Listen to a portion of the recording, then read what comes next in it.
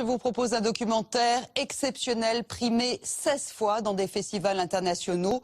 Ce que vous allez voir est un film engagé, un regard militant sur le conflit israélo-palestinien.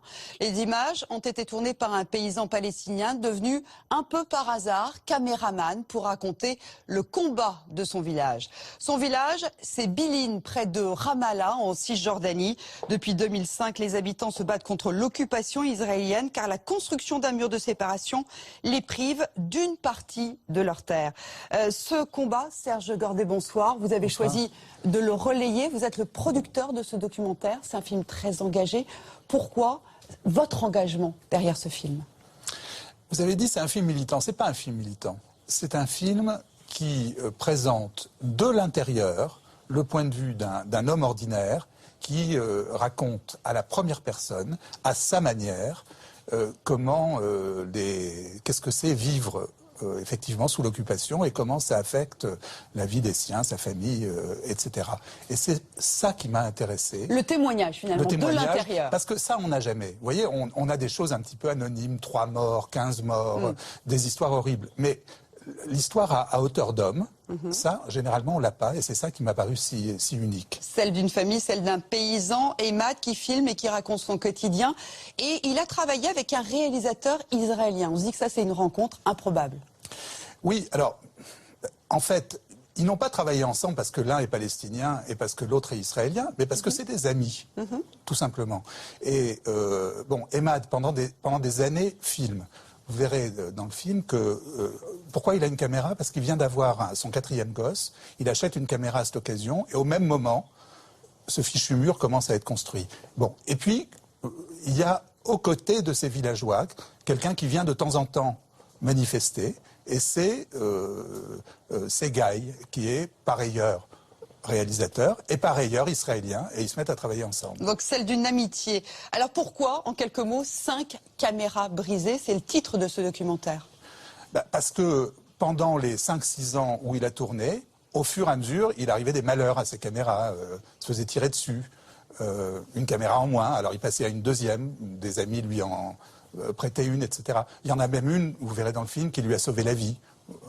Voilà, c'est pour ça, 5 caméras brisées. Ouais, on va le découvrir, ce film. Merci beaucoup, Serge Gordet. Je vous laisse donc découvrir ce film qui est un point de vue très subjectif sur un conflit complexe. Je vous retrouverai après avec nos invités, des spécialistes de sensibilités différentes pour vous donner des clés de compréhension. Tout de suite, 5 caméras brisées.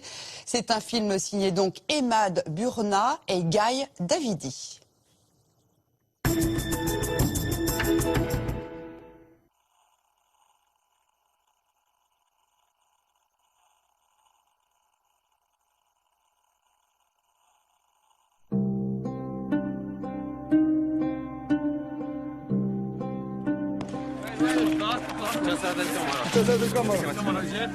Je suis passé par tant d'épreuves. C'est comme si ma tête brûlait. La peine et la joie, la peur et l'espoir, tout se mélange. Tout se brouille. Les blessures n'ont pas le temps de guérir, que déjà d'autres surviennent. Alors je filme pour ne pas perdre la mémoire.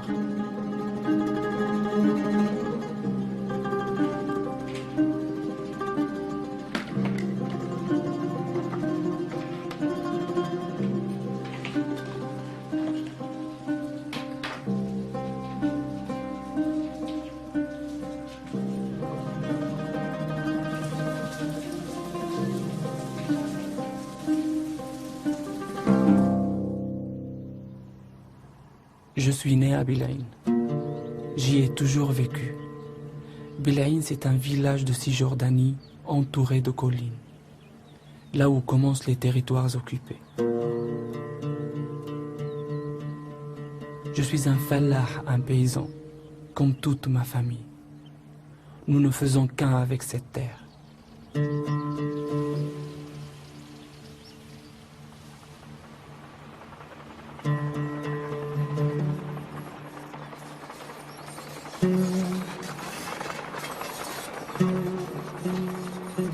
Un jour, des géomètres israéliens sont venus faire des relevés pour construire un mur au milieu de notre terre.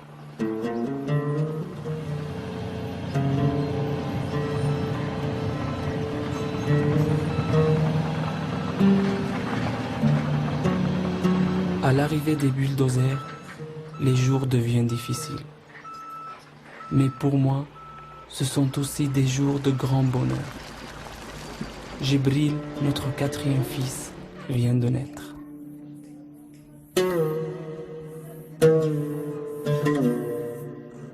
Je m'achète ma première caméra pour filmer Jibril.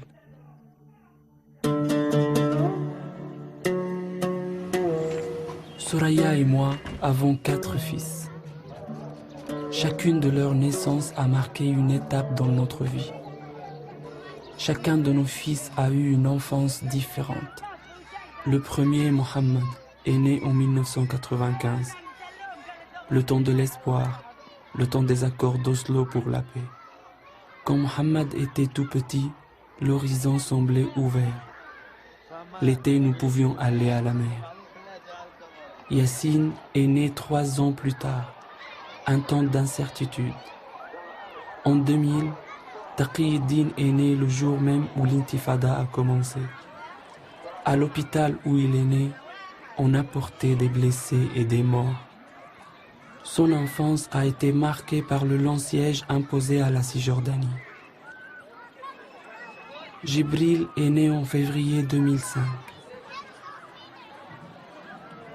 Aussi loin que mes souvenirs remontent, de mon enfance à sa naissance, des colonies sont construites toujours plus près, mordant de plus en plus sur nos terres.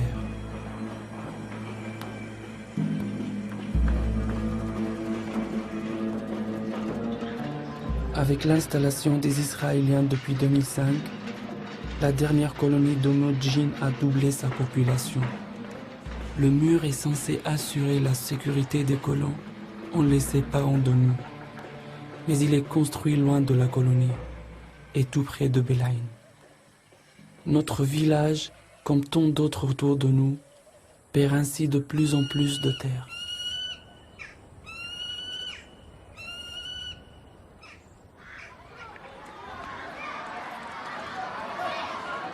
Mais maintenant que j'ai une caméra, les habitants du village me demandent de filmer quand il y a un événement. C'est comme cela que je suis devenu le caméraman de Belaïn. Mais ma caméra ne marche pas très bien.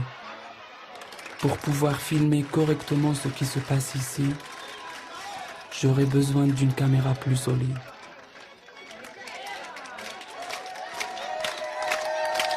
Lui, c'est mon ami Phil.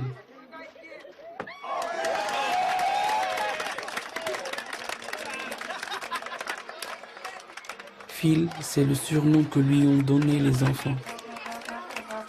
Phil, ça veut dire éléphant.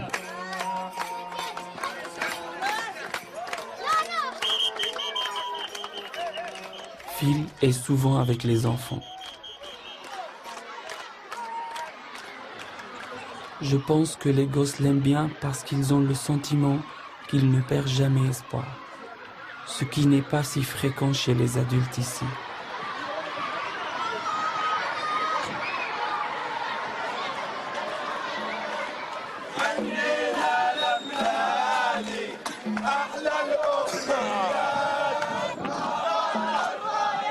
Quand vient l'automne, nous allons ramasser les olives sur notre terre, qui est de l'autre côté du tracé prévu pour le mur.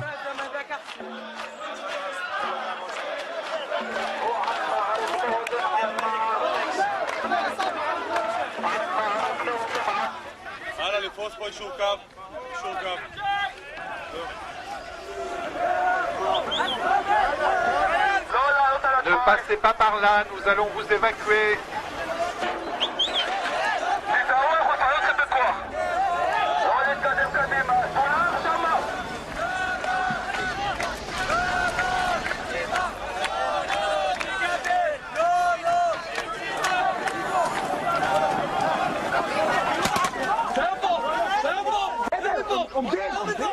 Je ne comprends pas ce qui se passe. Pourquoi mon frère Riyad est-il tabassé par ces gens? Je finis par comprendre. C'est un commando de soldats israéliens déguisés en palestiniens qui s'est infiltré parmi nous pour semer la confusion.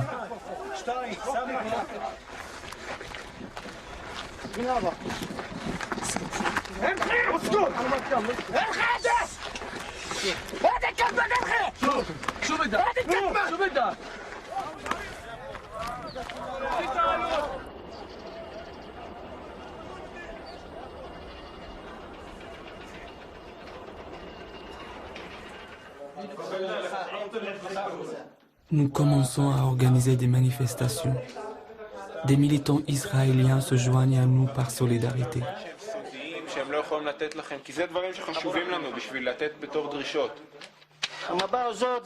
Alors ici, là, c'est Bilin. D'accord? Une partie de la colonie de Matetvaou est construite sur les terres de Bilin. Cette partie de la colonie de Kiryat Sefer est aussi sur les terres de Bilin. Et maintenant, le nouveau projet vient jusqu'ici. Nous voulons savoir de quel droit l'armée israélienne prend ces terres. Oui, on veut savoir. On veut savoir comment les sociétés de travaux publics ont mis la main dessus. Ensuite, nous décidons que chaque semaine après la prière du vendredi, nous tenterons d'atteindre nos terres et manifester.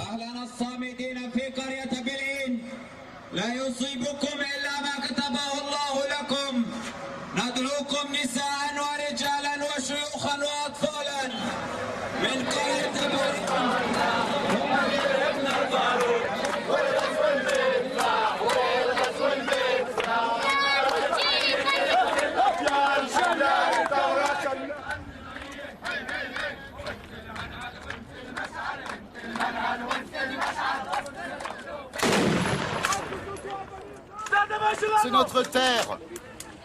Pourquoi faire ça? Ici, c'est un petit village. Qu'est-ce que vous avez dans la tête? Vous n'avez pas de cœur? Vous n'avez pas de famille?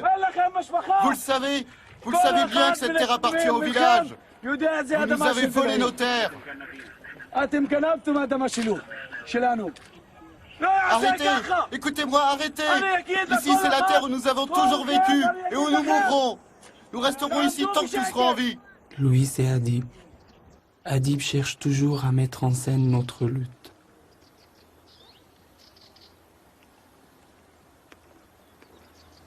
يعني هذه الأرض ولدنا فيها وبنعيش وبنموت وسنظل مرابطين فيها من هلا مدى الحياة.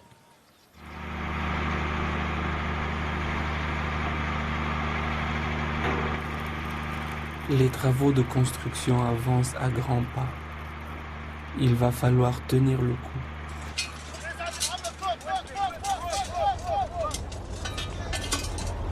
Des gens du monde entier rejoignent notre résistance. Ils arrivent avec des idées originales et des formes de lutte nouvelles. Ils sont à nos côtés quoi qu'il arrive. Ce jour-là, une grenade de gaz lacrymogène brise ma première caméra.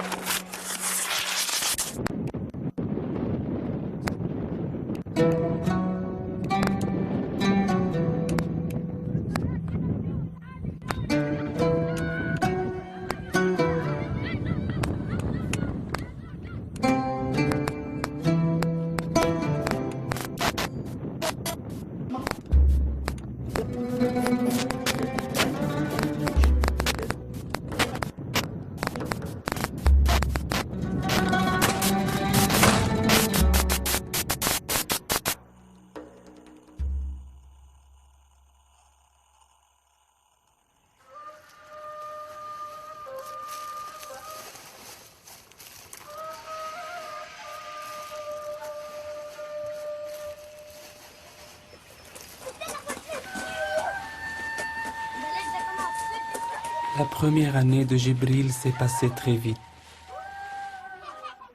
J'observe son excitation à la découverte de chaque mouvement.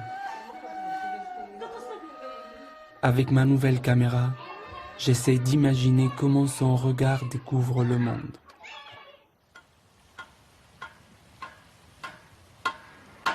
On peut encore franchir le mur.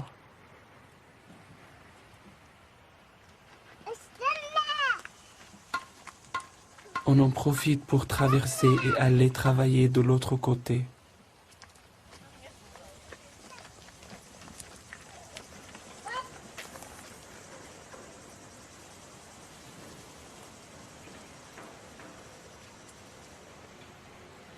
La caméra fait maintenant partie de notre vie de famille. Mohamed, mon fils aîné, aime prendre la caméra pour me filmer.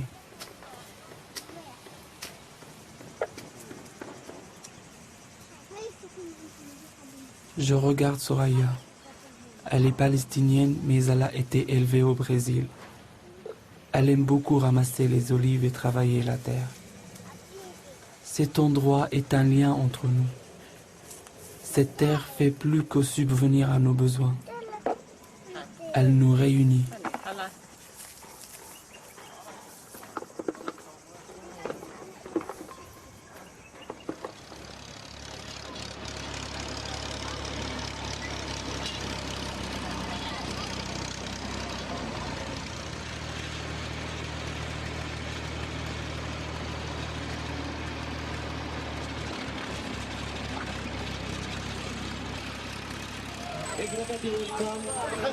Il y a des délégations espagnoles, françaises, allemandes. La lutte de Belaïn devient un symbole de résistance pour le monde entier. Nous réagissons à tous les événements politiques, comme l'attaque d'Israël contre le Liban en 2006. Adib et Phil sont toujours au premier rang.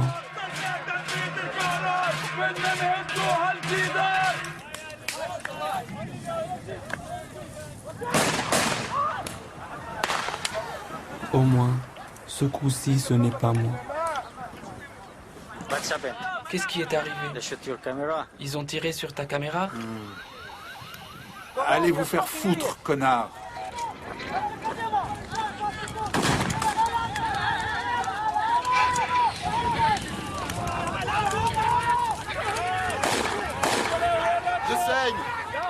Je saigne.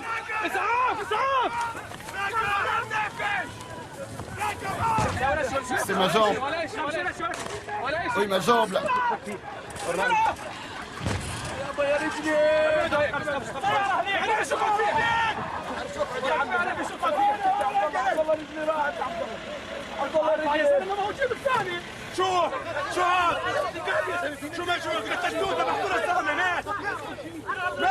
Il aurait pu mourir. Pourquoi faire ça? Mais vous êtes cinglé, il aurait pu mourir. Vous l'avez tué.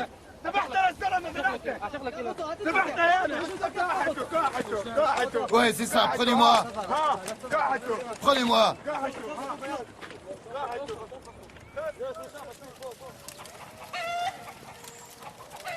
Phil est relâché le jour même. Cela prendra 1 an à Adib pour se remettre. Mais il ne s'arrête jamais. Adib, Phil et moi, nous sommes différents. Mais tout au long des manifestations, un lien très fort s'est créé entre nous. Derrière la caméra, je vois l'obstination d'Adib et l'enthousiasme de Phil. Ils ont tous les deux une grande énergie. Elles ont un poulailler, mais elles ne veulent pas y rester. Tous les jours, l'hiver, l'été, tous les jours elles grimpent sur l'arbre. Pourquoi? Elles veulent être libres. Il faut beaucoup de force pour transformer sa colère en quelque chose de positif. Phil et moi, nous nous inquiétons pour Adib.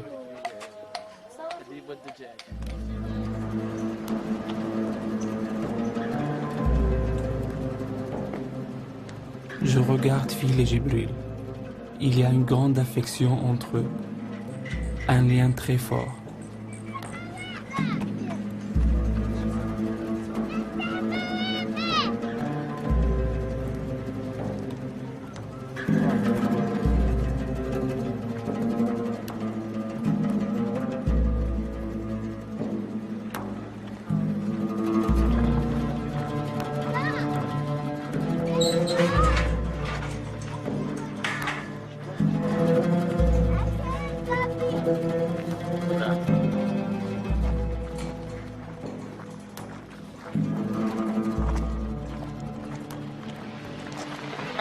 Qu'est-ce qui se passe? Qu'est-ce qu'on peut faire? Ils prennent toutes nos terres, Emad. Ce mur ne bougera pas aussi longtemps qu'ils auront le droit de construire la colonie. Tout ça pour rien.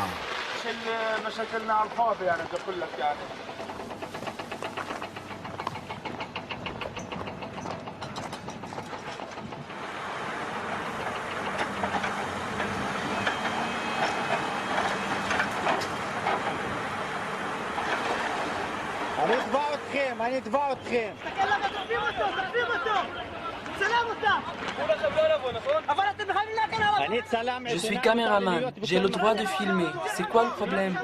On ne fait rien de mal.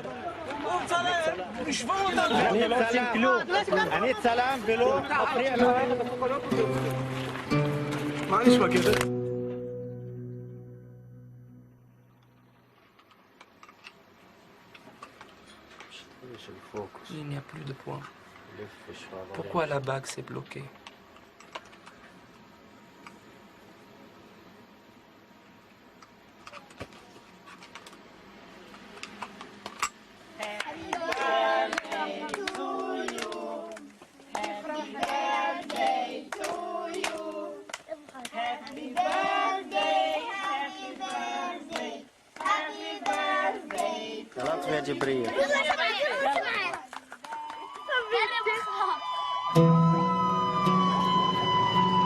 L'armée entre dans le village de plus en plus souvent pour empêcher les manifestations.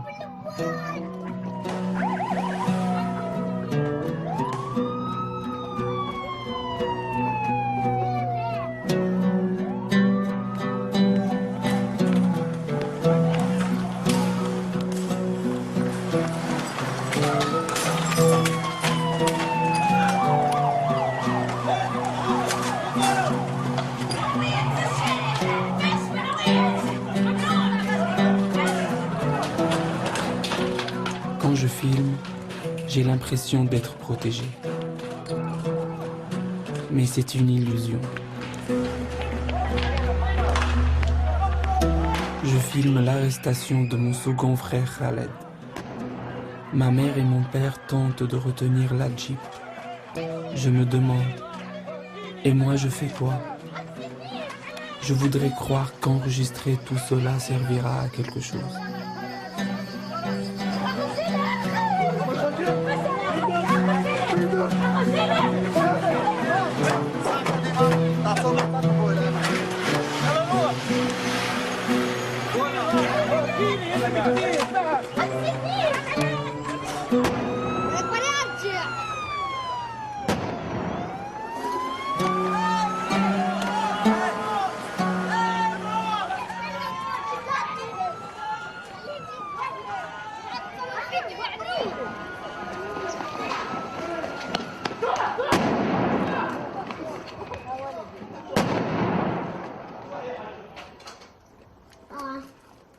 C'est le moment où les soldats sont arrivés et se sont mis à tirer. Ils sont venus tout autour et je n'ai pas eu peur. Ils se sont mis devant la voiture de papa. Et tu n'as pas eu peur d'eux? Tu n'avais pas peur qu'ils t'emmènent? Tu n'avais pas peur? Tu n'avais pas peur, Djibril? Si. Quand il y a des gaz lacrymogènes, ça fait du bien de respirer de l'oignon. Tu es un héros. Non. Un héros.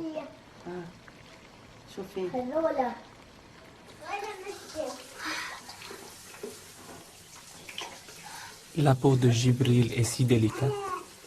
Même l'éponge lui laisse des marques sur le dos. Mais j'espère que sa peau va vite s'épaissir.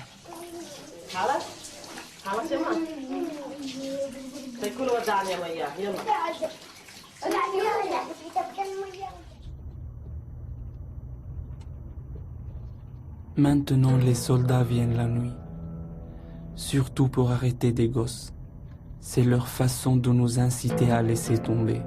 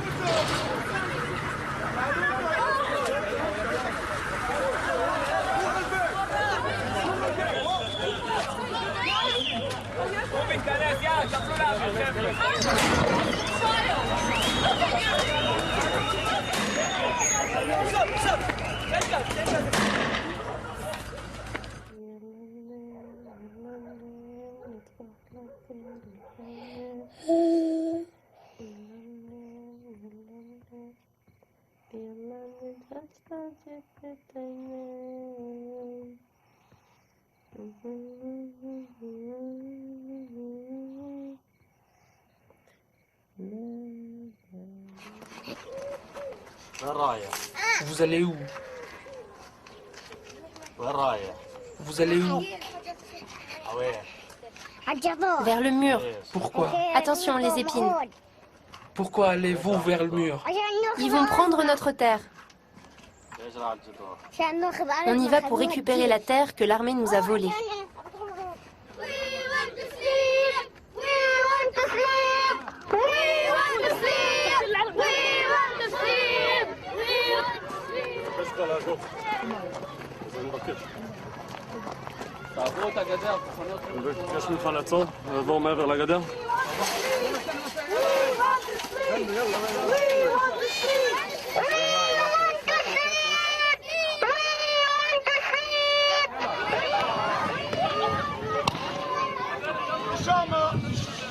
Si vous reculez, personne ne vous jettera des pierres. Ici, c'est un petit village. Il y a plein d'Israéliens qui viennent ici. Ils veulent la paix. Écoute-moi, mon ami. Les Israéliens et nous, on est cousins. Vous devriez partir et nous retournerons dans notre village. Quoi? Qu'est-ce qui se passe?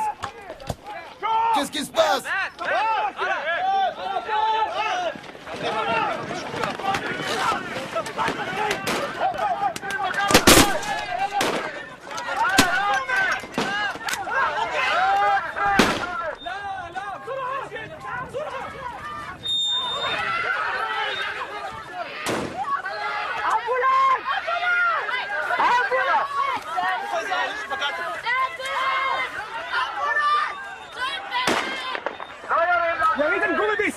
Vous avez blessé un Israélien.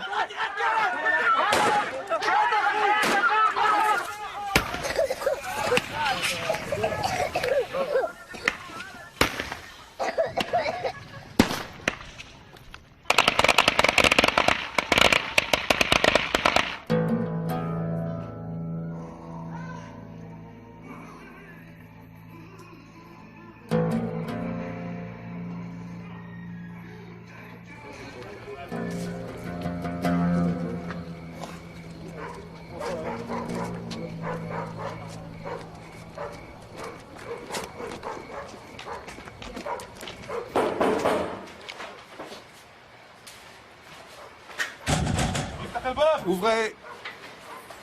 Cette fois, c'est mon tour. Je prends ma caméra et je filme pour me protéger.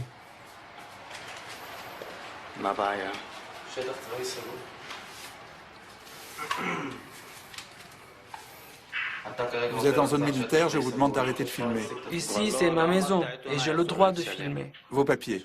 C'est quoi le problème? Ici, c'est zone militaire. Vous êtes en violation des règlements. Arrêtez de filmer. Je suis journaliste et je suis chez moi. Arrêtez votre caméra, c'est un ordre. Tournez l'objectif vers le mur. Tendez-la à votre fils pour qu'il la pose là.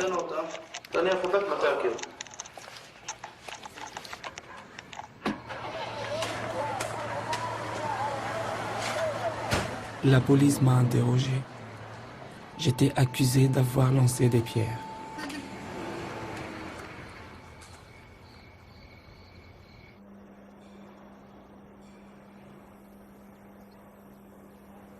Je passe un moment en prison. Grâce à l'aide de mon avocat, je suis relâché. Mais je suis astreint à résidence avec des restrictions. Ils me mettent dans une maison en dehors de Belaïn. La caméra est à peu près tout ce que j'ai emporté avec moi.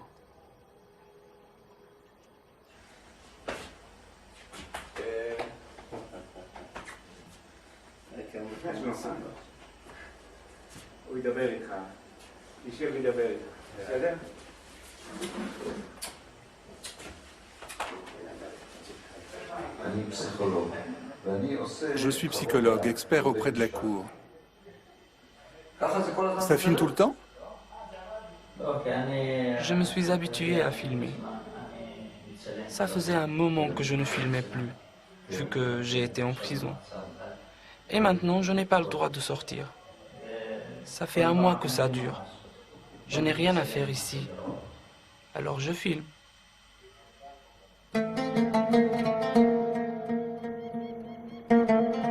La nature me donne des forces. Je sais que j'ai un but en ce monde. Le chemin que j'ai pris, même s'il me coûte, est le chemin qui me convient, qui est fait pour moi.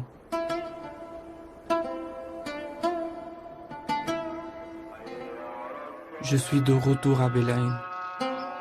Ils ont fermé le dossier. Ils disent qu'ils ont perdu les preuves qu'ils détenaient.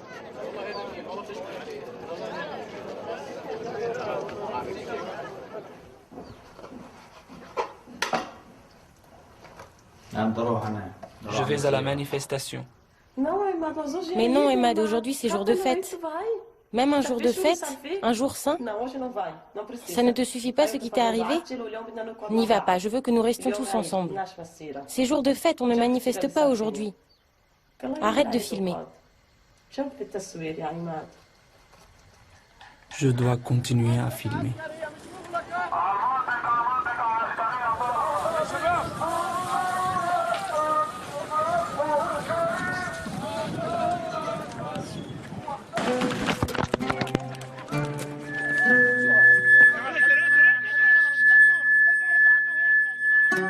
Je n'entends presque plus rien. Juste la voix de Phil à côté de moi. Il a cassé ta caméra.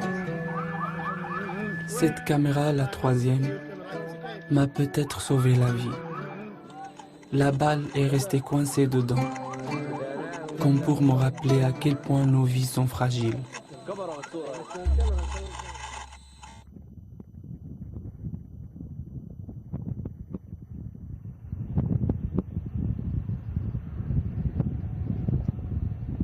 Le temps passe.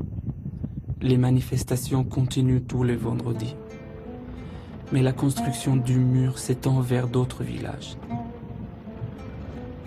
Les gens commencent à penser que rien n'arrêtera plus l'occupation.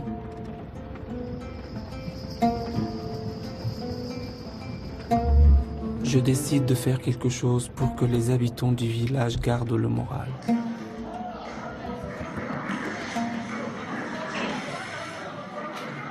Une projection de ce que je filme permet aux gens de regarder les événements avec un peu de distance.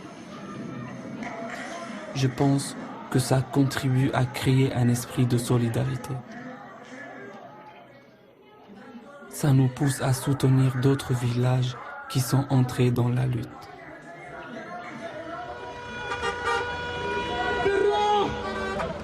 En 2008, tout autour de la Cisjordanie, de nouveaux villages s'inspirent de la lutte de Belaïn, qui propose une nouvelle forme de résistance.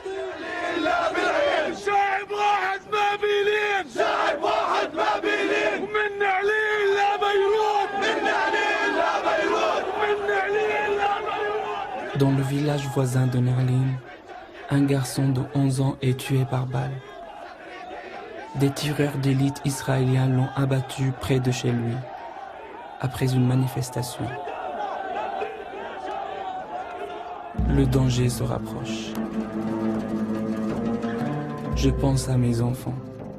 Je veux les protéger. L'occupation peut toujours vous prendre par surprise. Il faut que mes fils soient forts.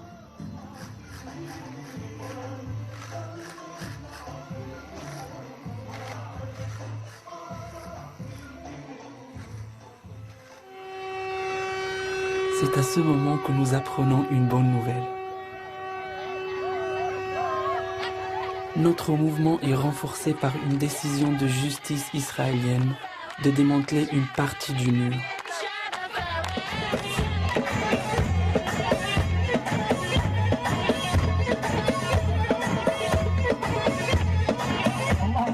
La nuit, les colons passent de représailles.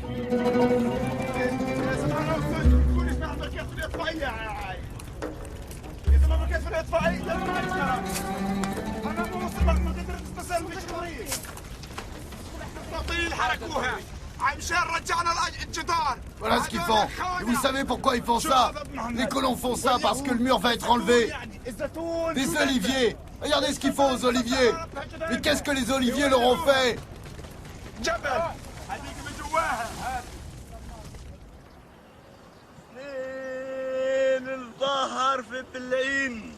Il est 2 heures à Biline.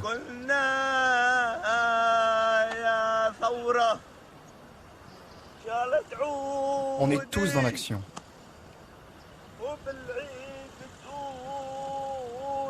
Je passe du temps sur ma terre de l'autre côté du mur. J'ai ma caméra à portée de la main au cas où quelque chose se produit. Je ne reconnais pas les lieux tant la terre a été saccagée. Je me sens mal. Je ne sais plus où je suis. À ce moment-là, le camion que je conduis heurte le mur. Ce sont les dernières images de ma 4e caméra.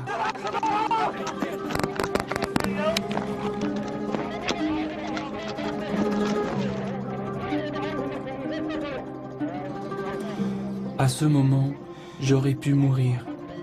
J'ignore la gravité de mon état. Je ne peux m'empêcher de penser que si j'ai eu un accident, c'est à cause du mur. Mais d'un autre côté, le mur me sauve probablement la vie, puisque les soldats sont obligés de me transporter dans un hôpital israélien.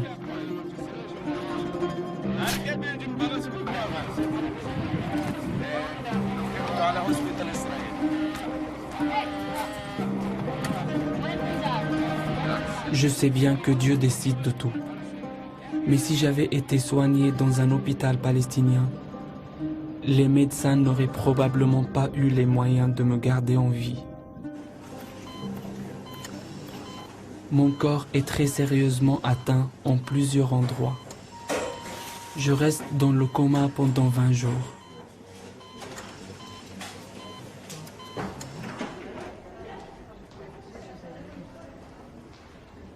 Au moment même où je reprends conscience, dans cet hôpital de Tel Aviv, Israël commence sa grande offensive à Gaza, fin 2008.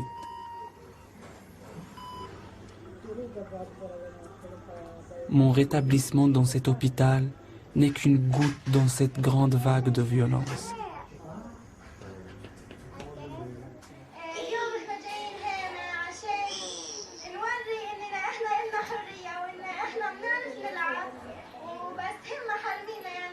Les médecins me disent que je ne pourrai plus jamais exécuter de travaux physiques. Je ne suis pas citoyen israélien et les factures de l'hôpital sont exorbitantes. Je dois trouver de quoi payer les soins. L'autorité palestinienne ne considère pas que mon accident relève de la résistance.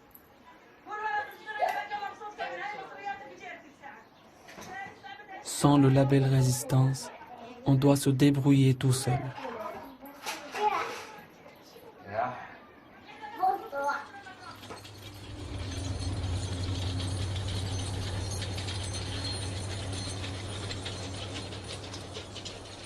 Un an après la décision de justice, rien n'a changé sur le terrain.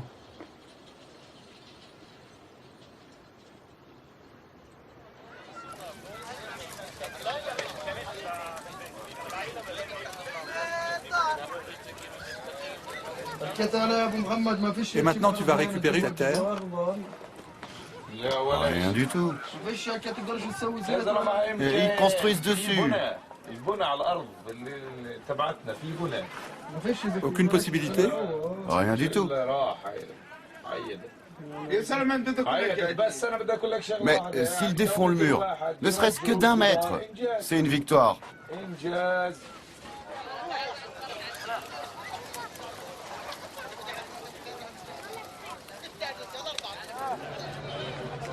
De nouveaux colons sont autorisés à s'installer dans des bâtiments situés sur des terres qui ne nous seront pas rendues. Il faut que tu arrives vite avec des meubles. Il faut mettre un symbole juif à l'entrée pour marquer que l'appartement est à toi.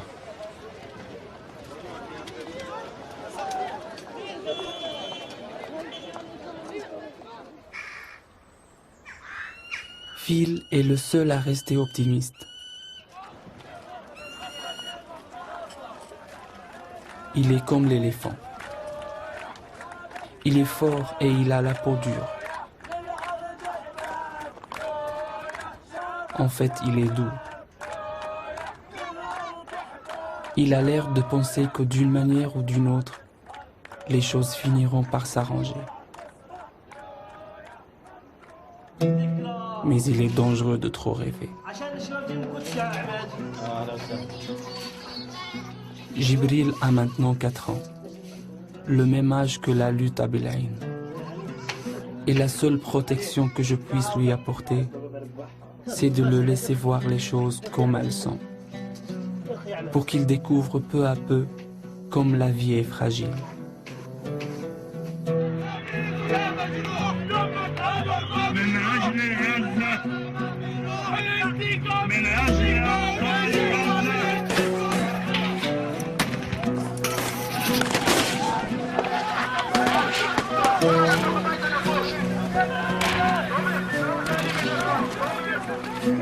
Soldats! Ne tirez pas! Rentrez chez vous! Si vous tuez quelqu'un, vous serez responsable de vos actes! Arrêtez de tirer!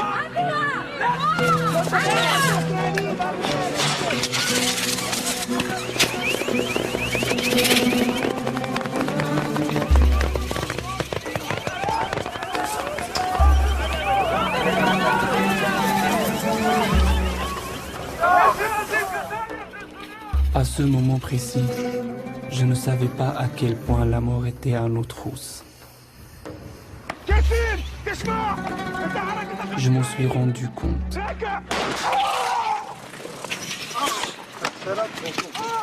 Le jour où Phil a été tué.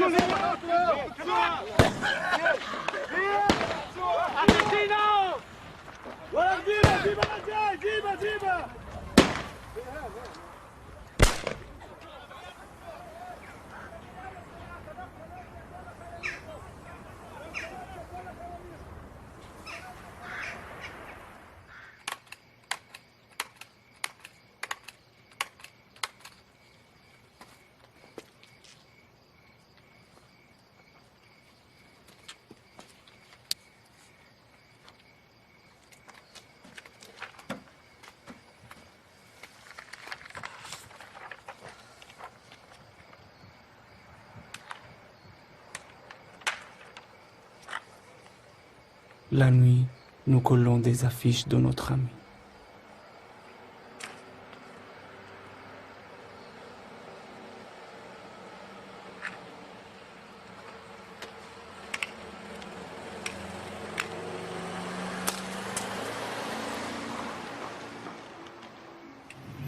Le village est sous le choc.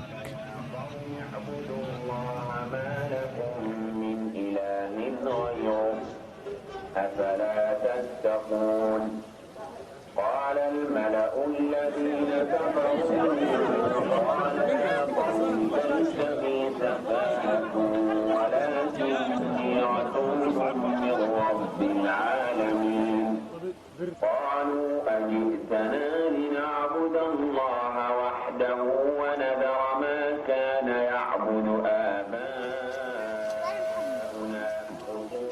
Il n'y a peut-être que les gosses qui étaient ses amis, comme mes enfants, qui n'arrivent toujours pas à croire à sa mort. Ils lui disent au revoir. Dans quelques semaines, la haine et la colère monteront en eux.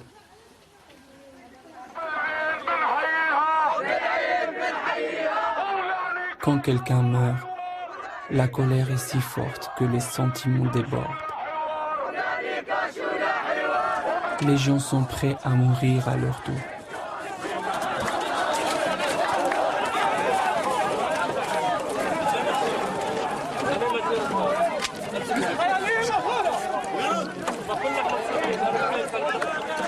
Vous n'avez aucun cœur?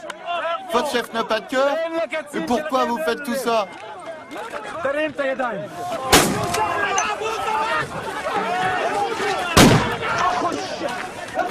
Allez-y, allez-y, je veux mourir ici. Allez-y, allez, tirez. Allez, je veux mourir ici. Allez-y. Je pense aux enfants, à mon fils Jibril, au fils d'Adib, le jour où son père a été arrêté et mis en prison. Relâchez mon père. Relâchez mon père. Comment vont-ils réussir à vivre avec leur colère?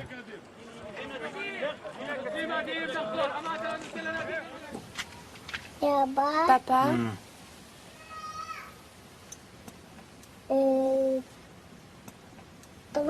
pourquoi tu ne tues pas les soldats avec un couteau? Ils me tueraient. Il en resterait encore des soldats? Oui, il y en a encore d'autres. Mais pourquoi je leur ferais du mal? Parce qu'ils ont tué mon fils. Pourquoi ils l'ont tué? Qu'est-ce qu'il leur avait fait? Peu de temps après, je reçois un mandat d'arrêt. Qu'est-ce qu'ils disent? Ils disent qu'ils viennent encore m'arrêter ce soir. Et tu vas faire quoi? Qu'est-ce que je peux faire? Tu vois, Emad, ce qui nous arrive à cause de tout ce que tu filmes. Maintenant, ils vont venir te prendre. On ne sait jamais ce qu'ils cherchent. S'ils te prennent, qu'est-ce qu'on va devenir, les enfants et moi? Tu as déjà vu ce qu'ils t'ont fait. Tu n'apprendras donc jamais. Je te l'ai dit combien de fois? Arrête avec ta caméra. Reste à la maison avec tes enfants. Trouve autre chose à faire. Pourquoi tu ne m'as pas écouté? Pourquoi, Emad? S'ils viennent, qu'est-ce qu'on fait? Qu'est-ce qu'on fait? Et tes enfants? C'est déjà arrivé une fois, deux fois. Je ne supporterai pas une troisième fois. Arrête de filmer. Assez, assez de tout ça. Je suis si fatiguée. Arrête de filmer, Emad.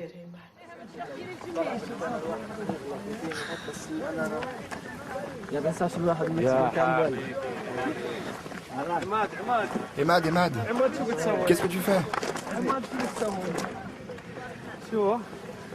Il n'y a pas beaucoup de soldats, Emad. Tu sais pourquoi? Ils vont enlever le mur. Tu crois vraiment? Oui, ils vont enlever le mur. Alors pas de lacrymo aujourd'hui? Pas de lacrymo. Ce sera la première fois en 5 ans.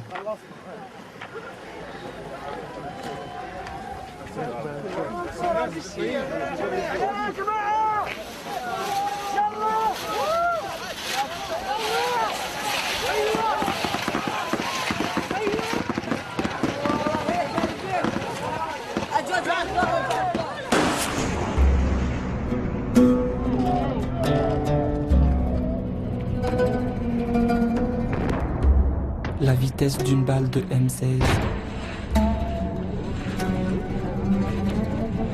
est de 853 mètres par seconde. 3 millièmes de seconde pour atteindre ma caméra.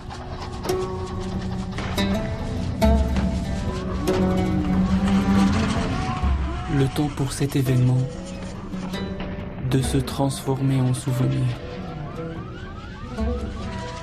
Le temps de faire disparaître tout ce que j'ai pu vivre jusqu'ici.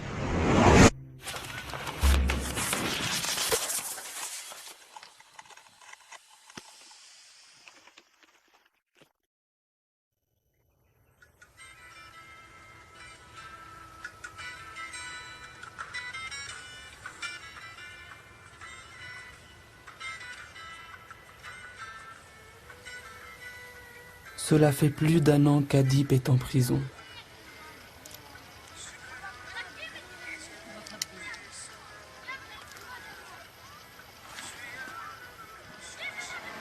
Après 5 ans de lutte et d'action, la décision du tribunal de démanteler le mur commence à être appliquée.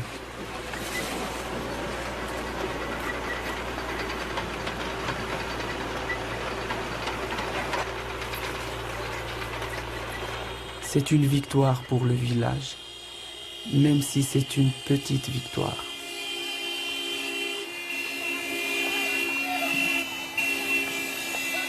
Un mur en béton est construit plus loin. Certains terrains seront rendus à leurs propriétaires. Mais pour les gens de Belaïn, la lutte continue contre le nouveau mur.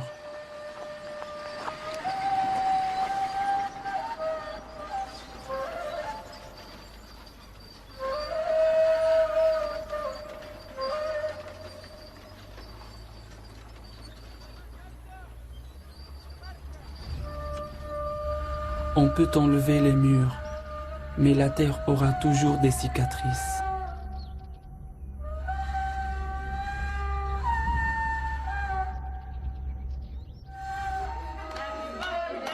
Jibril n'est plus un bébé, c'est maintenant un garçon.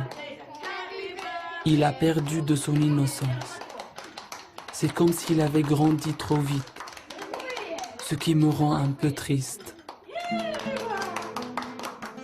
Guérir est une lutte et une obligation.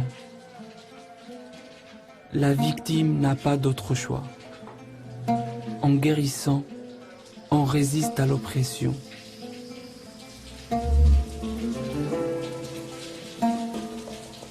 Quand on me donne des coups encore et encore, j'oublie les blessures. Les blessures qu'on oublie ne peuvent pas être guéries. Je filme pour guérir.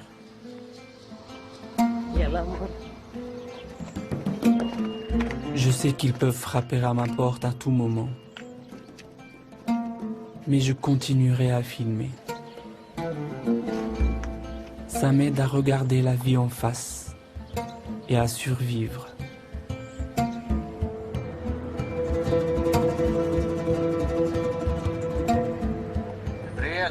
Jibril, tu veux aller à la mer? Dis-moi que tu veux y aller. Laisse-moi tranquille.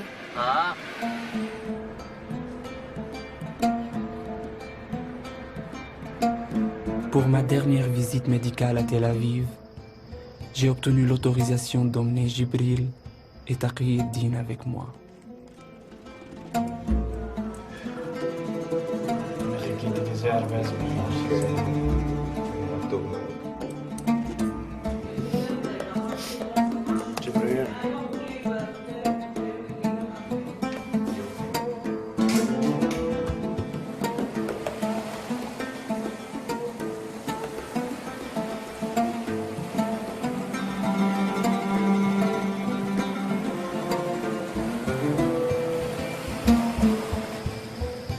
Pourquoi tu es si content? C'est la mer.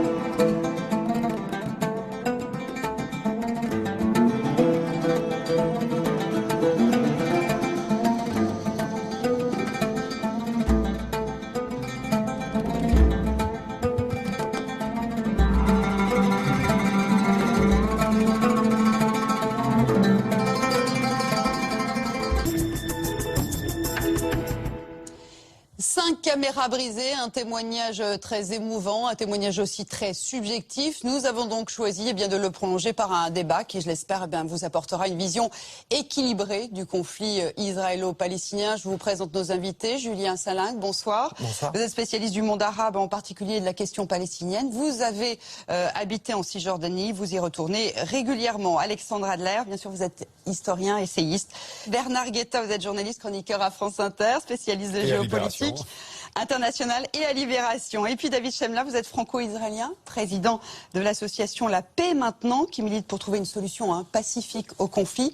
C'est à vous que je donne la parole en premier. Est-ce que ce film vous a ému, choqué, énervé, parce que c'est un point de vue subjectif? Non, c'est un film effectivement qui m'a ému, mais surtout qui montre bien la situation dans un lieu qui est celui de Bilin, qui est devenu un lieu symbolique maintenant de la confrontation entre les villageois de Bilin et l'armée israélienne, où tous les vendredis il y a des manifestations où participent d'ailleurs beaucoup de militants israéliens et internationaux qui viennent soutenir les villageois.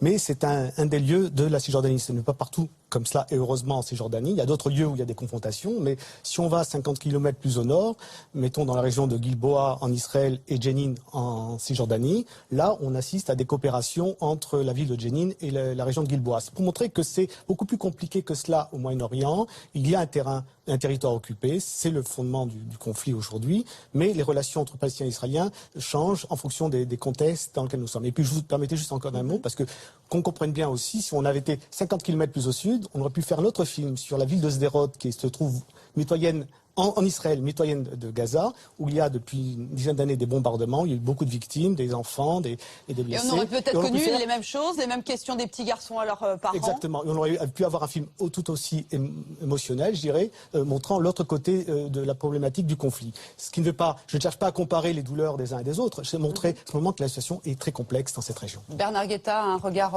subjectif, utile ? Mais écoutez, subjectif, ça ne veut absolument pas dire malhonnête. Évidemment, c'est le regard de cet homme dans une situation donnée, et c'est évidemment un regard douloureux. Il le serait à moins. Il le serait à moins. C'est un homme c'est un village auquel on a volé ses terres. De fait, moi, l'image qui était la plus terrible, finalement, c'est les oliviers en feu. Le reste, je vais dire une chose horrible, pardon de le dire, ce n'est que la guerre. Les oliviers en feu, c'est la haine. C'est terrible. C'est terrible. C'est une image terrible qui m'a énormément marqué. Alexandre Adler, c'est une des images qui vous a marqué? Oui, je suis d'accord avec Bernard Guetta. Le symbole de l'olivier remonte bien avant même l'existence du peuple d'Israël et des autres peuples qui ont constitué au fond le terreau de cette région. C'est les débuts du néolithique quasiment. Et c'est le symbole en fait de la plantation et de l'investissement sur le futur. Donc en effet, l'olivier c'est à la fois le symbole de la paix, c'est une symbolique très forte déjà dans la Bible mais un peu partout. Et donc bien sûr quand on voit des oliviers, des forêts qui brûlent, c'est une chose qui est absolument terrible. Julien Salingue, vous aussi, c'est une image que vous retenez? Oui, bien sûr, les oliviers qui brûlent. Mais ce qu'il faut savoir, c'est que c'est des centaines et des milliers d'oliviers qui ont été détruits, qui ont été déracinés, qui ont été brûlés au cours des dernières années. Et moi, j'ai envie de dire, j'ai pas été spécialement ému en voyant le film, parce que pour avoir vécu beaucoup là-bas, ce qu'on voit, c'est le quotidien. C'est le quotidien, non pas de juste les villageois de Bilin, c'est le quotidien de dizaines de milliers de gens, parce qu'il n'y a pas que Bilin, il y a des dizaines de villages qui sont confrontés aux mêmes problématiques. Et ça nous montre quelque chose, je pense, d'essentiel pour moi, ce film, c'est que quels que soient les agendas diplomatiques, les gesticulations diplomatiques, etc., sur le terrain, les choses sont modifiées sans arrêt. Sur le terrain, il y a colonisation, il y a expropriation, et il y a des gens qui, malgré tout, résistent. Et rien que pour ça, ce film mérite d'être vu. Et qui continue à résister. Justement, avant d'entamer notre débat, je voudrais qu'on entende Emad, le réalisateur palestinien du film. On l'a contacté il y a quelques jours. Le combat des habitants de Bilin continue, même s'ils ont gagné une petite bataille contre le mur.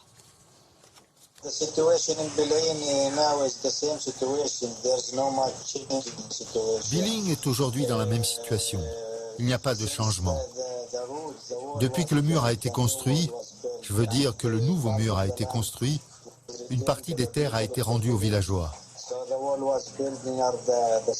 Ce nouveau mur a été placé près des colonies, près des maisons des colons. Mais les personnes du village sont toujours en train de dénoncer la situation et ils sont contre la construction de ce nouveau mur. Et je continue à filmer tout ça. Bon, c'est vrai, une partie des terres a été rendue, mais il y a encore aujourd'hui des personnes du village de Biling qui n'ont toujours pas accès à leurs terres, parce qu'elles se trouvent toujours de l'autre côté du mur. Et aujourd'hui, quelles sont les relations entre les habitants de Biline et les habitants de la colonie d'en face? Il n'y a pas de relation, il n'y a pas de connexion. Le mur sépare les personnes et le mur sépare le village de Biling de la colonie. Il sépare, donc il n'y a pas de relation entre les habitants d'un côté du mur et de l'autre côté du mur. Voilà, et pour l'instant, bien le mur continue à séparer les hommes, c'est ce que nous dit Emad. J'aimerais qu'on comprenne la genèse de la construction de ce mur. Pourquoi il a été construit, Bernard Guetta? Pour une raison simple. C'était il y a 10 ans, hein, on a décidé ça. Oui, mais il faut remonter un petit peu plus. À la suite de la guerre des 6 jours, Israël se retrouve à la tête du Sinaï, de la bande de Gaza, de la Cisjordanie, du Golan. L'annexion de Jérusalem-Est se fera très vite, celle du Golan beaucoup plus tard. Le reste des territoires occupés, à l'exception de Gaza, qui a été évacué sous Ariel Sharon il y a déjà une poignée d'années. Du moment que les populations palestiniennes et Israël vivaient dans une telle mixité de faits, puisque les territoires étaient occupés, qu'il n'y avait plus véritablement de ligne, il s'est posé le problème de la coexistence de ces deux populations, avec une acuité bien plus grande que dans les décennies qui avaient précédé. On ne va pas rappeler ici, première intifada, deuxième intifada, vague d'attentats, etc. Et à un moment donné, l'idée est venue d'ailleurs de la gauche israélienne, à l'origine. Toute une partie de l'establishment israélien s'est dit que pour résoudre les problèmes de sécurité, empêcher les attentats, eh ben, il fallait construire quoi? Eh ben, un mur de Berlin au Proche-Orient. Eh ben, on a construit un mur de Berlin au Proche-Orient. Certains disent le mur de la honte au Proche-Orient. Les Israéliens l'appellent la barrière de sécurité. Vu d'ici, on se dit, oh, comme c'est hypocrite, c'est un mur, il est tellement haut, etc. Non, dans leur esprit, c'est réellement une barrière de sécurité, et le fait est que l'existence de ce mur a considérablement réduit le nombre des attentats en Israël. Alors, question. Vous êtes tous d'accord là-dessus? Non. Parce que c'est une réalité qui semble être contestée. Justement, j'allais poser moi-même la question. Question. Est-ce que c'est réellement le mur qui a réduit le nombre des attentats ou l'évolution de la situation politique qui a fait reculer le nombre d'attentats? Là, le débat est totalement ouvert. À mes yeux, c'est beaucoup plus, je le précise, l'évolution de la situation politique que le mur en lui-même. Vous êtes d'accord, monsieur Salah? Oui. Il y a un chiffre qui est fourni par les autorités israéliennes elles-mêmes, c'est que aujourd'hui, chaque jour, il y a 15 000 Palestiniens qui franchissent illégalement le mur pour se rendre en Israël. Donc les intrusions sont possibles. Ah oui, donc pour travailler au noir. Pour travailler au noir en Israël. 15 000 qui traversent illégalement. Et c'est le cas depuis que le mur a commencé à être construit. C'est-à-dire qu'à l'heure actuelle, si quelqu'un est déterminé à se rendre en Israël pour y commettre un attentat suicide, il peut le faire. Donc vous dites que c'est un leurre, c'est une fausse bonne excuse. Peut-être que les préoccupations sécuritaires peuvent être comprises, mais après le problème qui est posé par le mur, c'est que s'il s'agissait juste de se défendre, pourquoi est-ce qu'on allait empiéter à ce point-là à l'intérieur de la Cisjordanie? Si c'était de strictes considérations sécuritaires, il n'y a pas de nécessité d'exproprier des gens et en réalité d'intégrer 10% de la Cisjordanie à l'État d'Israël. Donc on parle de mur de séparation. En réalité, quand on regarde de près, on parle plutôt d'un mur d'annexion qui crée une situation de facto pour invalider la possibilité que les Palestiniens aient des territoires. Moi, j'aimerais bien qu'on voit cette carte, parce que vous disiez justement, ce mur de séparation, il suit la ligne verte qu'on va voir de 49, mais il la suit en faisant plein de contours finalement. C'est là qu'il y a problème, c'est que ça Justement, parce que Bernard tout à l'heure le signalait, c'était un projet de la gauche en 2001, alors qu'on était en pleine intifada, où des obus sautaient à Tel Aviv et pas dans les territoires. Il faut bien comprendre que c'était comme cela que les Israéliens ont vécu cette période d'intifada. Plus de 1000 morts. Certes, il y a eu des représailles en Cisjordanie en relation à cette intifada où il y a eu plus de 4000 morts palestiniens et des milliers de blessés de part et d'autre. Mais c'était une insécurité permanente qui a contribué à donner en Israël un climat qui ont poussé les gens à vouloir se séparer de la Cisjordanie. Et le projet était de construire un mur, mais Sharon, qui était Premier ministre, lui, a déplacé un petit peu son parcours, son tracé. Le problème n'est pas le mur. Il y a d'autres murs dans le monde, entre le Mexique et les États-Unis, entre le Maroc et le Sahara espagnol. Si on veut mettre un mur à sa frontière, on peut le faire. Mais là, c'est qu'on empiète le territoire palestinien. Et c'est là. Et vous savez d'ailleurs qui s'est opposé au mur en Israël? Ce sont les colons qui s'étaient opposés à la création de ce mur parce qu'ils s'étaient trouvés, pour la plupart d'entre eux, à l'est du mur, de l'autre côté, du côté palestinien. Donc en territoire palestinien. Et ils ont bien compris que ça annonçait une future frontière dans laquelle ils ne seraient pas. Oui, Alexandre Allaire. Il est clair que quand on regarde ce mur, tous les colons, toutes les implantations qui sont de l'autre côté sont destinées à être abandonnées un jour ou l'autre. Ça, c'est quand même déclaré. Mais de l'autre côté, comme il ne s'agit pas tout de même de dire à tous ces gens des implantations, on va vous abandonner, alors on fait un tracé extrêmement biscornu qui donne le sentiment que quand même, on va garder le maximum. Donc, bien entendu, si on en restait au mur dans ce tracé absurde, en tout cas, dont le côté fractal montre qu'il ne correspond pas à une réalité humaine, évidemment, il n'est pas tenable longtemps, mais c'est aussi un premier pas qui a obligé, la droite israélienne à reconnaître le fait qu'elle devait, à un moment donné, évacuer le territoire palestinien. Monsieur Salinck, est-ce que c'est un tracé absurde, comme le disait Alexandre Adler? Pas absurde, mais bizarre quand même, plus que bizarre. Quelque part, il est logique. Le tracé n'est pas absurde dans la mesure où il permet d'englober les principaux blocs de colonies et que par ailleurs, il annexe toute une partie des terres palestiniennes les plus fertiles, les puits, les réserves d'eau, etc., etc. C'est contre ça aussi qu'il lutte. On va en parler justement sur les conséquences sur l'économie palestinienne dans ces villages. Billine, juste une phrase pour dire que le tracé du mur, dans l'esprit des Israéliens qui l'ont tracé, c'est grosso modo à quelques virgules près la frontière qui serait prêt un jour à reconnaître la frontière entre un État palestinien et Israël. Alors cette frontière, elle est éminemment contestable pour la raison que vous venez de dire, qu'elle empiète sur les terres les plus fertiles des Palestiniens, etc. Mais évidemment qu'elle sera négociable le jour, quand, on ne sait pas, mais le jour où réellement on arrivera à la paix. Mais grosso modo... C'est les prémices d'une sorte de frontière. Grosso modo, et Alexandre avait terrible, tout à fait raison. Et Alexandre avait tout à fait raison. Le tracé, la construction elle-même de ce mur signifie que maintenant, profondément, la société israélienne, y compris la droite israélienne, ont accepté l'idée qu'un jour, qu'ils souhaitent le plus tardif possible, mais que un jour, oui, il y aura deux États. Alors, moi, j'ai envie d'entendre le point de vue israélien. On va rejoindre Grégory Phillips, qui est journaliste correspondant de Radio France à Jérusalem. Et c'est vrai que dans le documentaire Grégory, on mentionne souvent la colonie de Matityahu, si je prononce bien, c'est la plus proche de Bilin. Alors, qui habite là? Qui sont ces colons qui habitent dans cette colonie? Alors écoutez, c'est une petite colonie d'environ 85 familles. Elle a été créée au début des années 80. En fait, c'est un moshav, c'est un kibboutz agricole où on travaille essentiellement les terres. Il y a environ 400 familles venues pour la plupart des États-Unis. Et ce sont des ultra-orthodoxes, des religieux, des familles très religieuses qui vivent selon les principes de la Torah. C'est-à-dire que les hommes étudient la Torah, les femmes sont à la maison. Et donc, ils vivent là à quelques kilomètres seulement de Bilin, séparés donc par ce mur. Est-ce qu'ils suivent le combat des habitants de Bilin? Comment est-ce qu'ils réagissent? Écoutez, non, ils ne le suivent pas.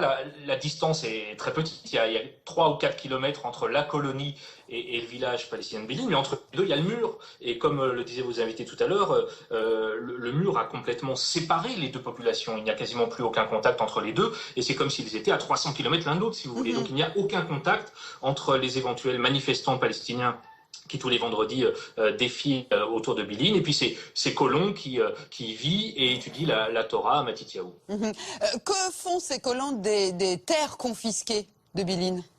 Je vous le disais, c'est un moshav, donc un kibboutz agricole. Donc en gros, les terres qui ont été confisquées, je ne parle pas de celles qui ont été rendues, les quelques hectares rendus grâce à la décision de la Cour suprême israélienne. Eh bien, ces terres sont cultivées. C'est essentiellement des vergers et des vignes que les gens de Matityahu travaillent.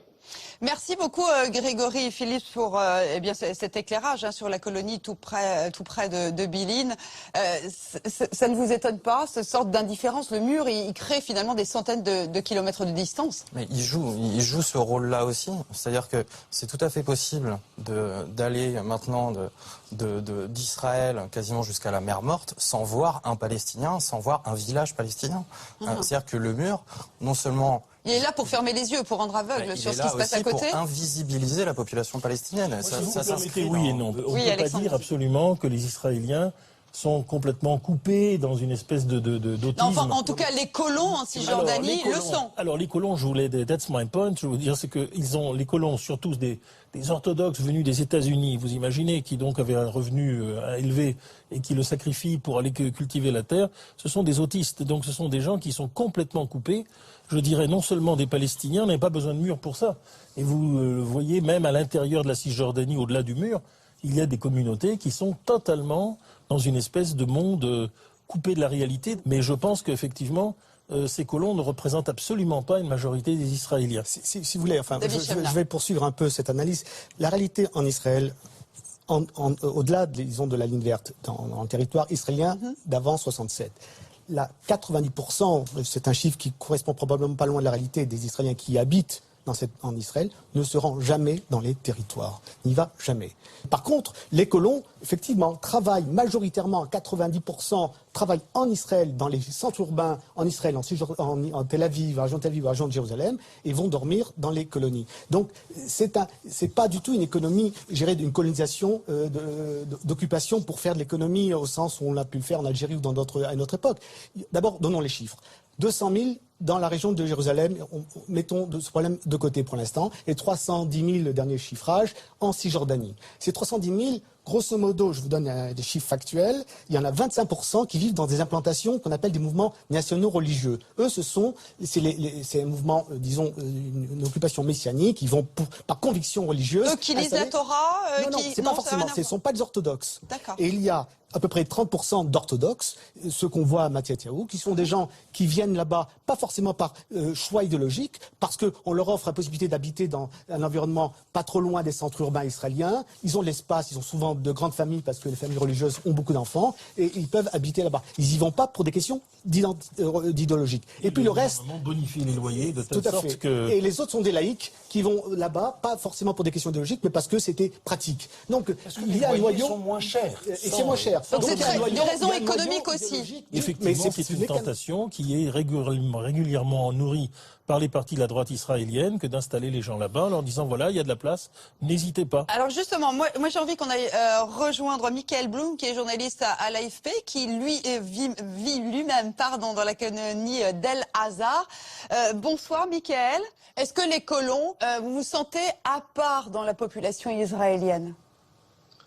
Alors les colons ne se sentent pas à part dans la société israélienne. 350 000 personnes aujourd'hui vivent en Cisjordanie.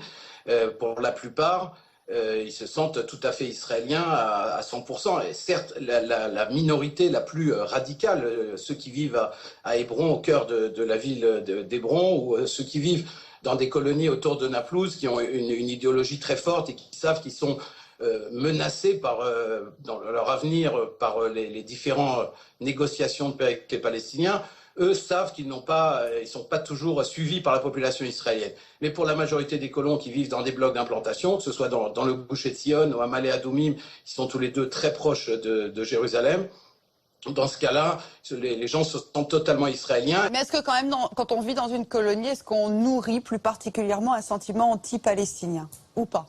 Alors, la question vous choque. La question de la colonisation et la manière de voir les Palestiniens est très différente.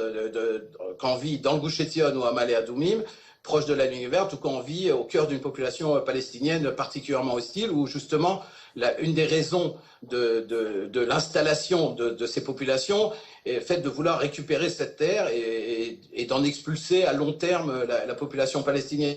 Donc les colons du Gush Etzion vivent avec des Palestiniens, avec leurs voisins, les fréquentent parfois, les côtoient. On parle de dizaines de milliers de Palestiniens qui travaillent tous les jours. Ceux qui n'ont pas la possibilité de travailler en Israël travaillent dans les colonies, donc côtoient au quotidien des Palestiniens. Donc évidemment, là, il n'y a pas de sentiment anti-palestinien. Il est comme dans le reste de la population israélienne, c'est-à-dire qu'en période d'intifada, quand il y a des attentats, les ça Palestiniens... Ça fait monter le sentiment, oui.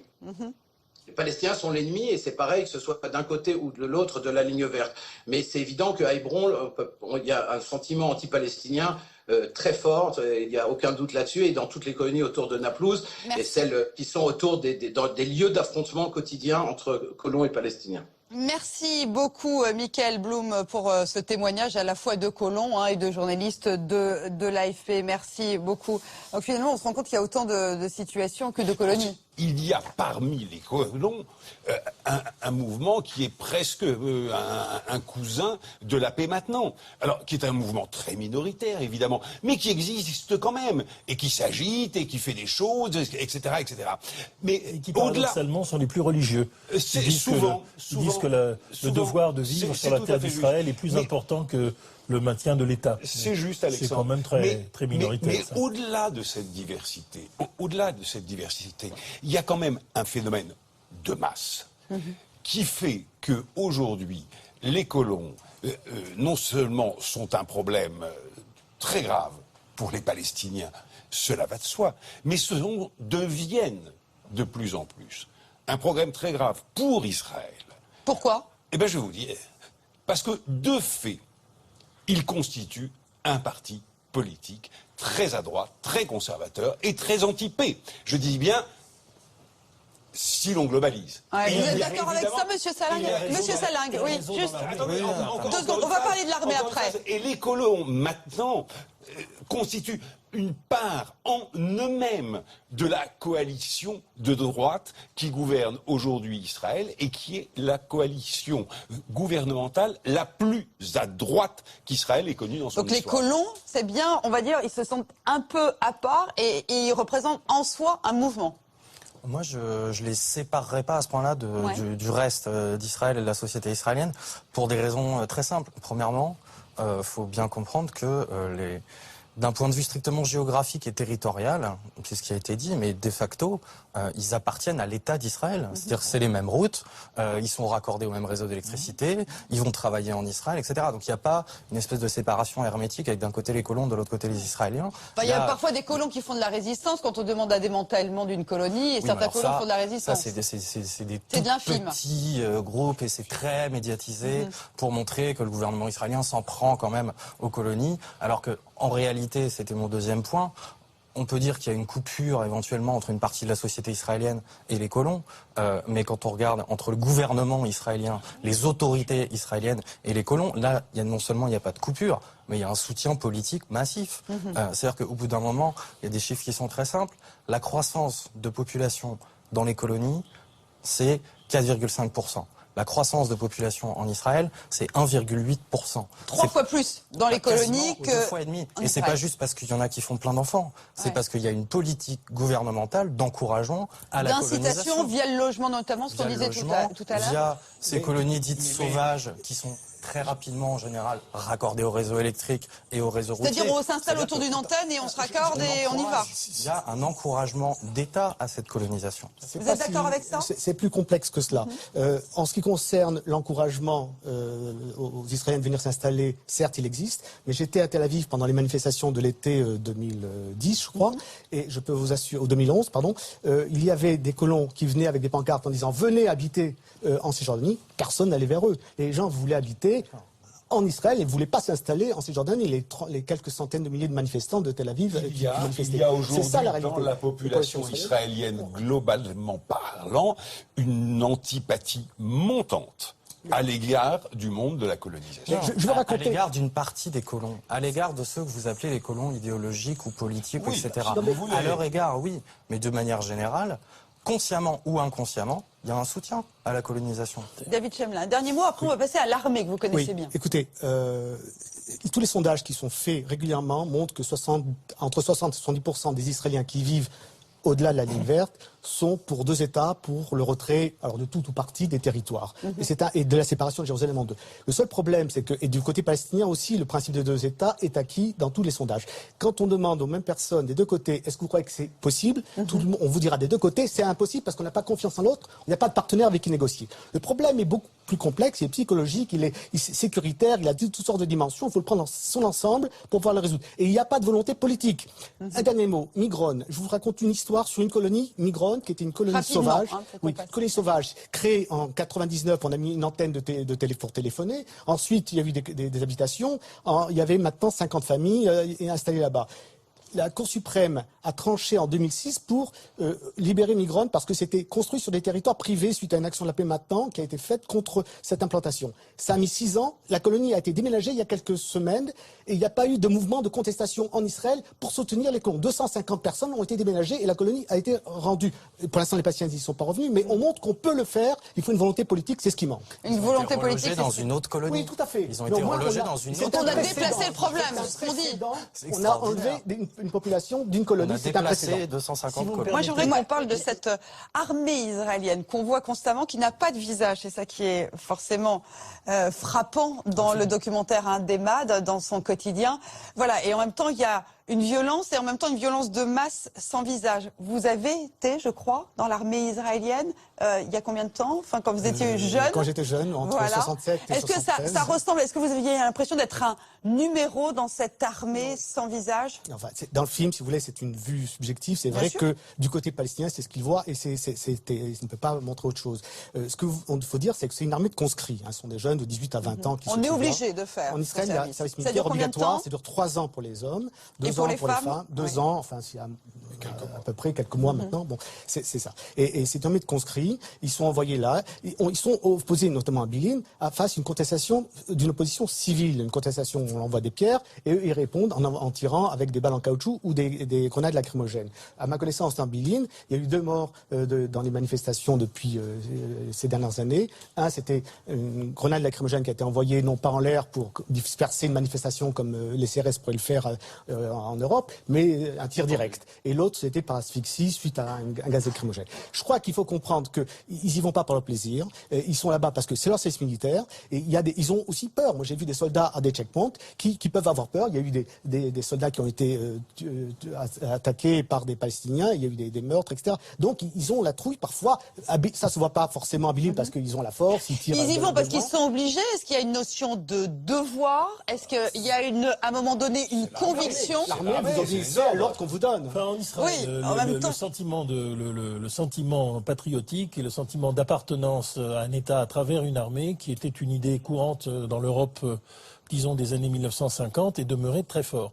Alors ceci n'exclut pas qu'il y ait des poches entières maintenant de refus de service militaire. Il y a beaucoup de jeunes, de pacifistes qui aujourd'hui sont objecteurs de conscience ou tout simplement quittent Israël pour ne pas faire leur service militaire, ce qui sont des phénomènes entièrement nouveaux. Mais on va parler des pacifistes au sein de l'armée israélienne, des gens qui refusent de s'engager. Vous disiez, Alexandre Adler, que c'est un phénomène nouveau.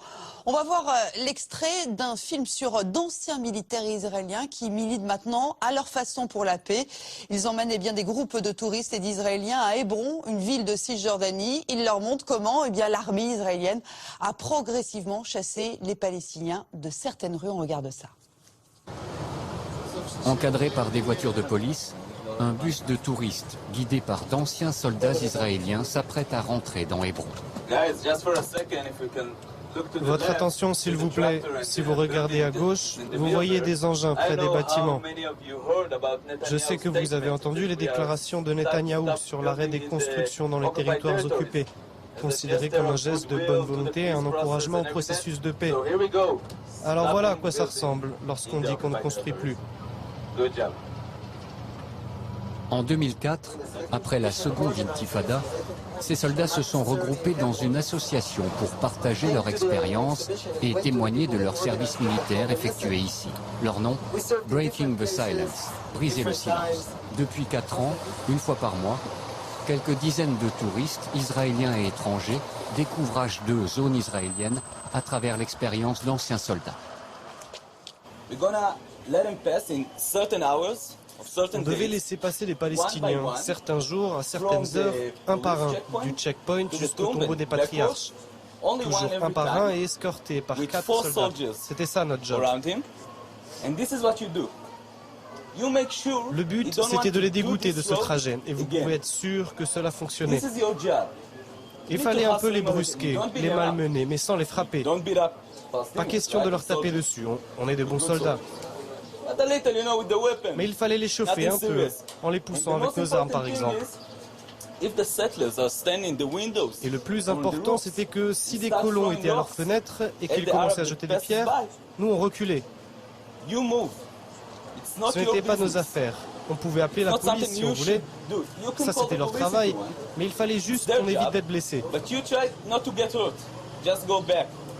Je vous assure, après 3 semaines, plus personne ne voulait passer par là.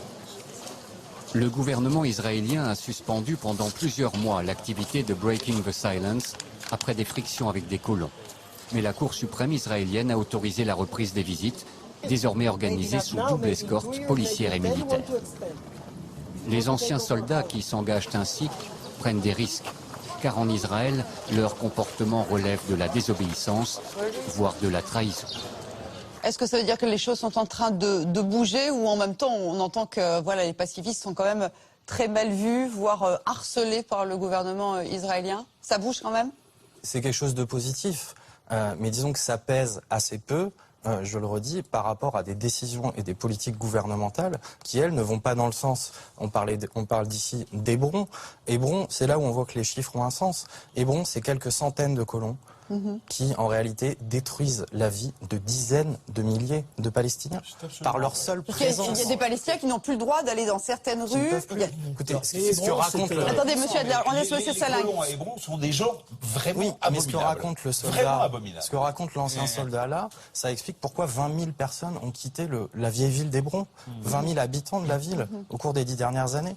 Donc c'est-à-dire qu'on a compris une entreprise de dépopulation d'une partie de... C'est terrible ça, de dépopulation. C'est ce qu'on entend en même temps. On ne leur fait pas de mal, mais quelque part on les dégoûte. Dans une ville comme Hébron, qui était le poumon économique de la Cisjordanie pendant des décennies, et qui, en raison, en grande partie de cette présence coloniale et de l'attitude de l'armée israélienne et des autorités, est une cité qui, par moment, est une cité morte, parce que tout simplement, David on la Chemla, ferme. Il faut être un peu précis.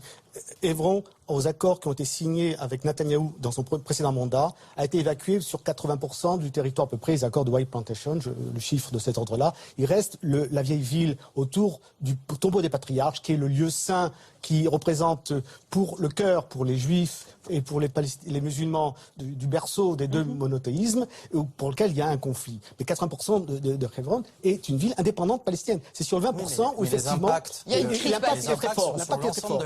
Vous avez raison, il y a 450 personnes qui sont les plus dures et les plus insupportables. Par contre, pour les soldats, permettez-moi, ils ne sont pas des pacifistes, ce ne sont pas des gens qui n'ont pas fait la guerre. Ceux qu'on voit dans ces images ont fait leur service militaire, ils ont participé au conflit. Ils ont fait leur devoir. Ils ont fait leur devoir, simplement ils contestent. Ensuite, ils disent voilà, on ne veut pas cela. C'est ça qui est important. En Israël, la contestation, certes, on peut trouver aussi des objecteurs de conscience qui refusent de faire l'armée. Aujourd'hui, on ne les mobilise pas forcément, mais c'est aussi une contestation qui existe dans la société israélienne. Et s'il n'y a pas des grandes manifestations, comme vous dites, comme il y en a eu à l'époque de la guerre de Liban, c'est pas que ces gens c'est parce que la société israélienne est fatiguée de ce conflit. C'est ça ce qu'il faut comprendre. Comment remobiliser les gens, c'est un autre problème. Mais ils sont fatigués, ils ont envie de trouver une solution, ils aimeraient qu'elle tombe du ciel, mais ils ne savent pas y arriver eux-mêmes. Alors on va rejoindre Guy Davidi. Vous savez, c'est le réalisateur israélien qui a collaboré avec Emad pour que ce film se fasse et qu'on puisse le diffuser notamment sur France 5. Merci Guy d'être avec nous. Comment ce film a-t-il été perçu en Israël? Est-ce que vous avez senti quelque part, à un moment donné, une adhésion, une compassion et une volonté d'en finir parce qu'on est usé de ce conflit? Premièrement, merci à vous pour diffuser ce film en France, ce qui n'est pas évident toujours. Ici, le film est bien reçu par le spectateur, mais c'est vrai que c'est un grand défi pour la société israélienne. J'avais juste un entretien avec un journaliste israélien de la télévision israélienne, et il m'a dit, j'ai essayé de regarder le film, mais après 30 minutes, je n'ai pas pu de soutenir parce que il était trop difficile, je n'ai pas pu de voir cette réalité. Mais en même temps, dans le film, on a un ton qui est pas accusant, qui met pas le coupablement sur la société israélienne, sur les Israéliens. En tout cas, il faut le dire aux téléspectateurs de France 5, ce film, il a été primé en Israël, c'est quand même tout un symbole. Est-ce que vous, Israéliens, qui avez participé à ce film aux côtés d'un Palestinien, est-ce que vous avez été considéré comme un traître, ou est-ce que finalement on a compris un peu votre engagement? En fait, la liste de traîtres, je dis toujours que la liste de traîtres devient très très large de chaque année. Donc, parce qu'il y a pas mal de gens qui luttent, il y a pas mal de gens qui confrontent avec de nouvelles idées. Donc, et la société israélienne devient plus agressive et plus destructive. Et c'est ce qui fait qu'en fait, ça devient très facile d'entrer dans la liste noire de différents groupes de droite. Donc, oui, je suis dans la liste de traîtres, mais je suis avec de bons camarades. Donc, Merci beaucoup, Guy, pour ce témoignage. Merci d'avoir été avec nous. Il y a quelques jours, Benjamin Netanyahou s'est exprimé à la tribune de l'ONU, 9 lignes à peine sur un très long discours qui parlait plutôt de la peur face à l'Iran. Ça veut dire qu'aujourd'hui, c'est encore moins qu'avant une priorité en Israël ? Je pense qu'en tout cas, trouver une solution à la question palestinienne, aujourd'hui, c'est absolument pas une priorité du gouvernement Netanyahou, mais parce que tout simplement, il sait que dans l'état actuel des choses, il n'y a pas grand monde qui exige de l'État d'Israël que... Vous voulez dire la communauté internationale, les États-Unis ? Parce que ce que montre le film, et qui est quand même pour moi assez exemplaire, c'est que, vous savez, la Cour internationale de justice, qui est le bras armé, juridique et judiciaire des Nations Unies, a demandé la destruction du mur sur toutes les parties qui étaient dans les territoires palestiniens en juillet 2004. C'est-à-dire il y a plus de 8 ans. Il y a quand même un paradoxe terrible entre le droit international qui est là, qui existe, des instances internationales qui prennent des positions, et la réalité du terrain qui montre que ni le droit ni les instances ne cherchent à faire respecter un minimum ce qu'elles ont elles-mêmes adopté. Le peuple palestinien est seul aujourd'hui, parce que c'est finalement ce qu'on est en train de dire, la communauté internationale n'est pas derrière pour faire avancer. Non, je ne dirais pas qu'il est seul aujourd'hui. Il bénéficie d'une sympathie internationale croissante depuis au moins 2, si ce n'est 3 décennies. C'est un mouvement ascendant dans l'opinion publique occidentale. Mais on peut être en empathie sans pour autant agir. Mais écoutez, vous savez, la question de l'action, elle pose une question très simple. Qu'est-ce qu'on peut faire à quel moment? Or, aujourd'hui, il y a un constat simple. Certains disent par la faute des Israéliens, d'autres disent par la faute des Palestiniens, par la faute des deux, très largement à mes yeux. Mais le fait est que le processus de paix a été un échec. Le processus de paix a été Donc, il faut tout reprendre à zéro, se remettre autour d'une table. Il ne faut pas tout reprendre à zéro. Il faut reconstruire, et ce sera difficile, mais ça peut arriver très vite. En même temps, on ne sait pas. Il faut reconstruire les conditions psychologiques, politico-psychologiques, qui permettraient d'appliquer le plan de paix, dont en vérité, on connaît à 2-3 virgules près tous les termes depuis que Bill Clinton, à la veille de quitter la Maison-Blanche, avait défini le compromis qu'on appelle les paramètres Clinton ou les accords de tabac, et qui sont grosso modo acceptés par les Palestiniens comme les Israéliens, comme ce qui doit être